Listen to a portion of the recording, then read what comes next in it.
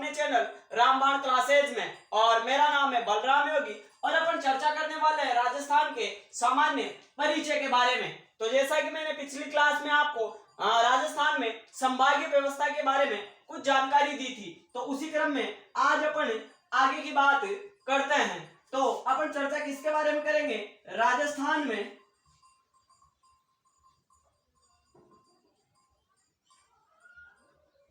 संभागीय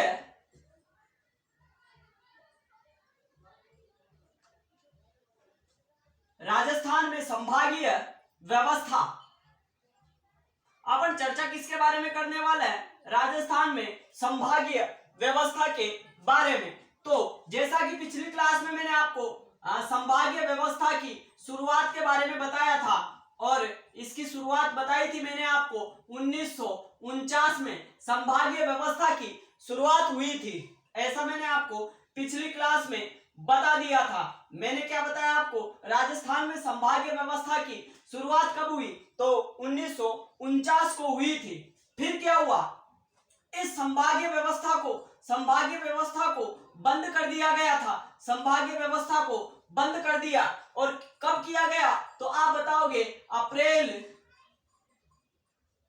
1962 में। अप्रैल 1962 में इस संभागीय व्यवस्था को बंद कर दिया था। किसने बंद किया था? तो आप बताओगे। मोहनलाल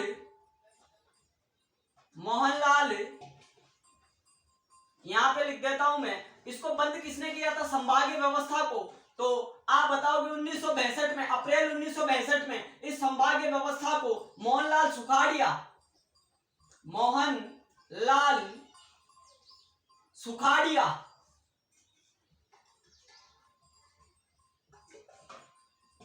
सरकार के द्वारा इसको बंद कर दिया गया था। मैंने अभी आपको बताया राजस्थान में संभागीय व्यवस्था की शुरुआत 1949 में हुई थी। फिर क्या हुआ?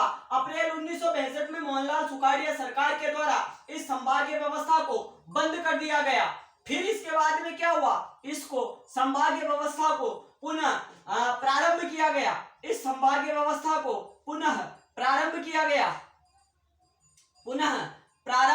तो इसको प्रारंभ किया गया 26 जनवरी 1987 को। किसने किया? हरिदेव जोशी सरकार ने। हरिदेव जोशी। वैसे हरिदेव जोशी का संबंध बांसवाड़ा से। हरिदेव जोशी सरकार के द्वारा इस संभागीय व्यवस्था को पुनः प्रारंभ कर दिया गया। तो अभी तक मैंने आपको बताया राजस्थान में संभागीय व्यवस्था की शुरुआत 1949 को हुई थी। लेकिन क्या हुआ? अप्रैल 1962 में मोहनलाल सुखाड़िया सरकार के द्वारा इस संभागीय व्यवस्था को बंद कर दिया गया। फिर क्या हुआ? पुनः 26 जनवरी 1987 में हरिदेव जोशी बांसवाड़ा सरकार के द्वारा इसको वापस लागू कर दिया गया।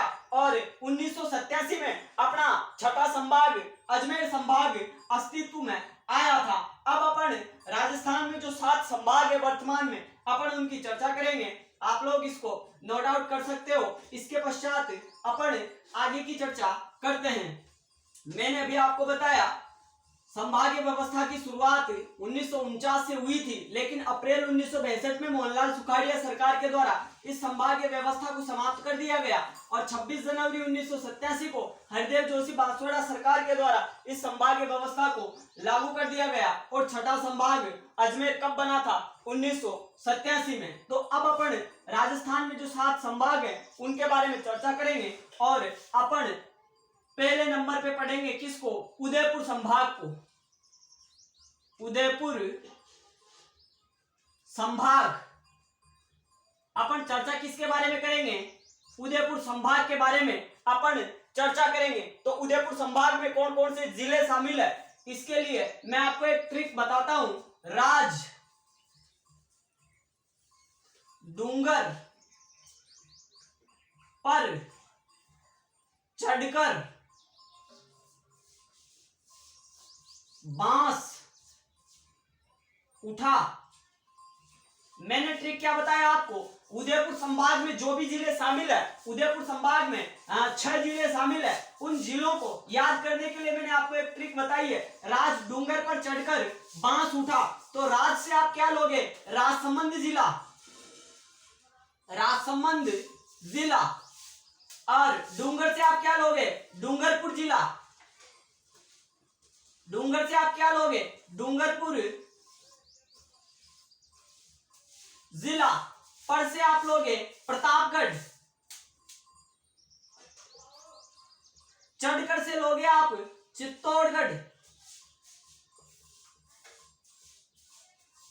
बांस से लोगे आप बांसवाड़ा। और उठा से आप लोगे उदयपुर। मैंने अभी आपको बताया उदयपुर संभाग में कौन कौन से जिले शामिल है। तो याद करने के लिए आपको एक ट्रिक बताई है। राज डूंगर पर चढ़कर बांस उठा, तो राज से आप लोगे राजसमंद, डूंगर से आप लोगे डूंगरपुर, पर का मतलब आप लोगे प्रतापगढ़, चढ़कर का मतलब आप लोगे चित्तौड़गढ़, बांस से आप मतलब लोगे बांसवाड़ा, और उठा से आप मतलब लोगे उदयपुर जिला। तो अगर आपसे पूछे उदयपुर संभाग में कितने जिले शामिल है, तो आप बताओगे सर इसमें कुल 6 जिले शामिल है। कितने जिले? 6 जिले शामिल है। कौन कौन से जिले शामिल है? राजसमंद, डूंगरपुर, प्रतापगढ़, चित्तौड़गढ़, बांसवाड़ा, उदयपुर। ये 6 जिले इस उदयपुर संभाग में शामिल है। बात करें अपन इस उदयपुर संभाग के क्षेत्रफल की। इस संभाग का क्षेत्रफल, इस संभाग का, इस संभाग का क्षेत्रफल, इस संभाग का क्षेत्रफल क्या है? तो आप बताओगे 36,942 वर्ग किलोमीटर। 36,942 वर्ग किलोमीटर, वर्ग किलोमीटर।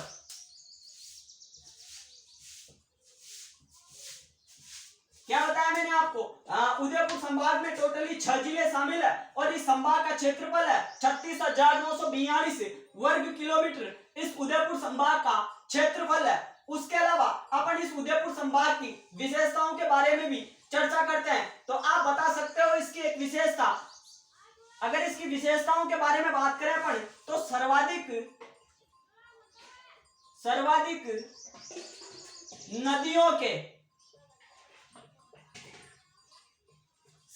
नदियों के उद्गम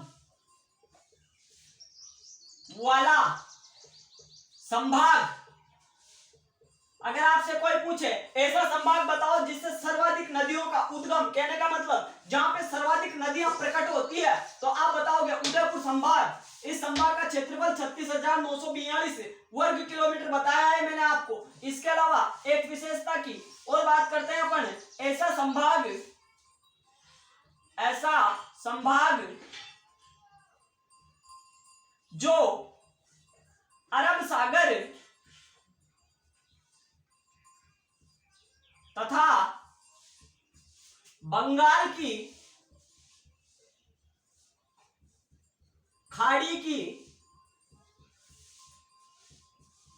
नदियों के मध्य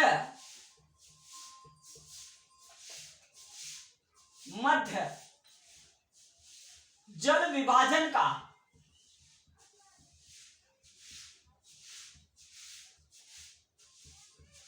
काम करता है या कार्य करता है। तो यह बताया मैंने आपको उदयपुर संभाग के बारे में। उदयपुर संभाग में जो जिले शामिल है उनको याद करने के लिए ट्रिक बताया आपको। राज डूंगर पर चढ़कर बांस उठा, राज से आप राजसमंद लोगे, डूंगर से आप डूंगरपुर, पर से आप प्रतापगढ़, चढ़कर से आप चित्तौड़गढ़, बांस से आप बांसवाड़ा लोगे और उठा से आप उदयपुर। टोटली कितने जिले शामिल है उदयपुर संभाग में? तो आप बताओगे 6 जिले शामिल है। और ऐसा संभाग जो सर्वाधिक नदियों के उद्गम वाला संभाग है। आप इसको याद रखना, उद्गम का अर्थ नदियां जहां से प्रकट होती है, जहां से उत्पन्न होती है, उसको अपन उद्गम कहते हैं। और गमन वाला मामला अलग है। गमन किसे कहते हैं? जिस संभाग से सर्वाधिक नदियां बहती है। वैसे तो कोटा संभाग ऐसा संभाग है जहां से सर्वाधिक नदियां बहती है, लेकिन मैंने यहाँ पे आपको क्या बताया? ऐसा संभाग जो सर्वाधिक नदियों के उद्गम वाला संभाग है। कहने का मतलब इस संभाग से सर्वाधिक नदियां प्रकट होती है। और फिर मैंने आपको बताया इस संभाग का क्षेत्रफल 36,942 वर्ग किलोमीटर है। और यह एक ऐसा संभाग है जो अरब सागर और मध्य जल विभाजन का कार्य भी करता है। तो आप इस बात को वेरी वेरी इंपॉर्टेंट लगा सकते हो। यह एक ऐसा संभाग है जो अरब सागर तथा बंगाल की खाड़ी की नदियों के मध्य जल विभाजन का कार्य भी करता है। और सर्वाधिक नदियों के उद्गम वाला संभाग कौन सा है? तो आप बताओगे उदयपुर संभाग है। इसके पश्चात अपन कोटा संभाग की चर्चा करते हैं। आप इसको नोट आउट कर सकते हो। अब अपन चर्चा करने वाले हैं कोटा संभाग के बारे में। अब अपन चर्चा किसके बारे में करने वाले हैं? कोटा संभाग के बारे में।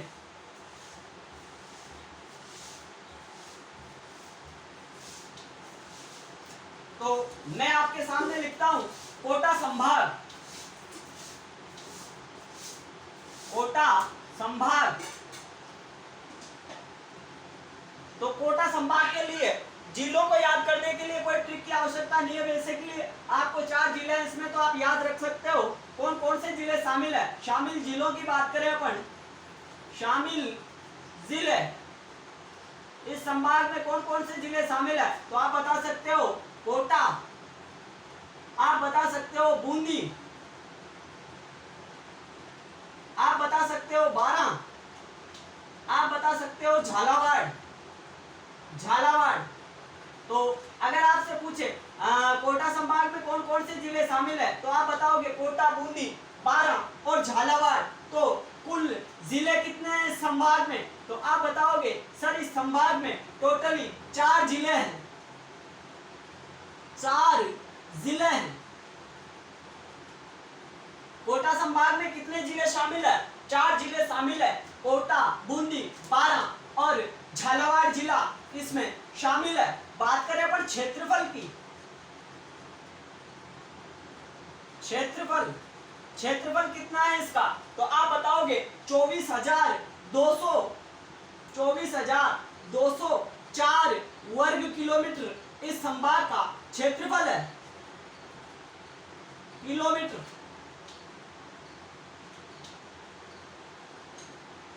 इस संभाग का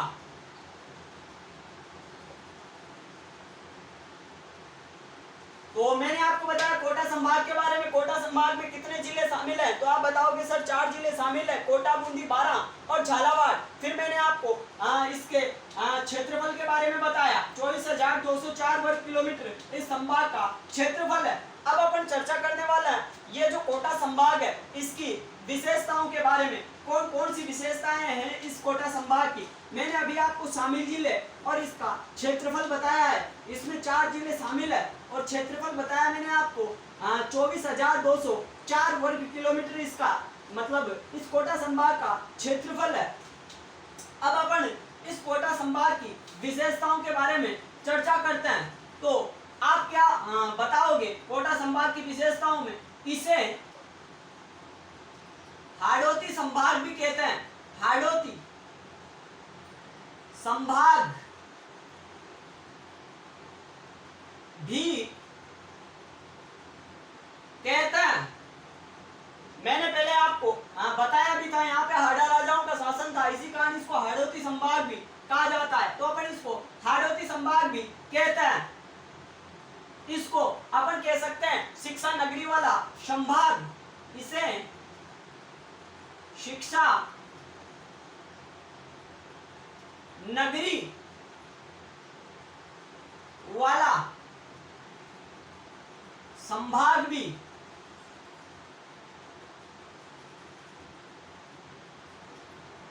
कहा जाता है।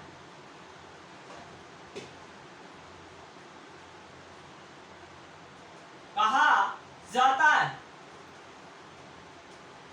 इसे शिक्षा नगरी वाला संभाग भी कहा जाता है। और बात करें अपन आगे की, सर्वाधिक वर्षा प्राप्त करने वाला संभाग। अगर आपसे पूछे सर्वाधिक वर्षा कौन से संभाग में होती है, तो आपको क्या बताना है? सर कोटा संभाग में सर्वाधिक वर्षा होती है। उसके अलावा बात करें अपन सर्वाधिक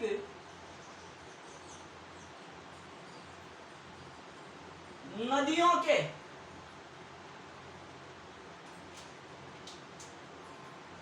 गमन वाला संभाग। उसके अलावा अगर बात करें जनसंख्या की दृष्टि से,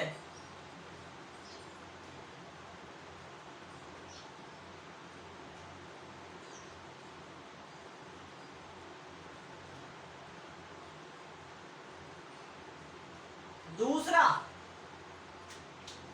सबसे बड़ा संभाग, बड़ा क्या, दूसरा सबसे छोटा संभाग, सबसे कम जनसंख्या कौन से संभाग की है? देखिए आप आंसर बताओ, तो क्या बताओगे आप आंसर? देखिए बताओ आप, सबसे कम जनसंख्या वाला संभाग कौन सा है? तो आपका आंसर आना चाहिए बीकानेर संभाग। और जनसंख्या में दूसरा सबसे छोटा संभाग कौन सा है? तो आप बताओगे कोटा संभाग। तो मैंने आपको पहले कोटा संभाग में शामिल जिलों के बारे में बताया। कोटा, बूंदी, 12 झालावाड़ जिले इसमें शामिल है। इसका क्षेत्रफल बताया आपको 24,204 वर्ग किलोमीटर। टोटली 4 जिले शामिल हैं इसमें। उसके अलावा मैंने आपको कोटा संभाग की विशेषताओं के बारे में बताया। इसे हाड़ौती संभाग भी कहते हैं, इसे शिक्षा नगरी वाला संभाग भी कहा जाता है। और सर्वाधिक वर्षा प्राप्त करने वाला संभाग भी कौन सा संभाग है? कोटा संभाग। और सर्वाधिक नदियों के गमन वाला, मैंने पहले आपको क्या बताया था? उद्गम बताया था, उद्गम। सर्वाधिक नदियों के उद्गम वाला संभाग कौन सा है? तो आपका आंसर आना चाहिए उदयपुर संभाग। उद्गम का अर्थ होता है जहां से नदियां प्रकट होती है, और गमन का अर्थ क्या होता है? गमन का अर्थ होता है जहां से नदियां बह के निकलती है। तो सर्वाधिक नदियों के गमन वाला संभाग अगर आपसे पूछे तो आप आंसर बताओगे कोटा संभाग। और सर्वाधिक नदियों के उद्गम वाला संभाग पूछे तो आपका आंसर आना चाहिए उदयपुर संभाग। फिर मैंने आपको बताया जनसंख्या की दृष्टि से दूसरा सबसे छोटा संभाग भी कौन सा संभाग है? कोटा संभाग। आप इसको नोट आउट कर सकते हो। इसके पश्चात अपन चर्चा करेंगे किसके बारे में? जयपुर संभाग के बारे में, जो जनसंख्या की दृष्टि से सबसे बड़ा संभाग माना जाता है, यह सबसे बड़ा संभाग है। लेकिन जयपुर संभाग की अपन चर्चा करेंगे अगली क्लास में। आज की क्लास और अब के लिए इतना ही। धन्यवाद। आपका दिन शुभ हो।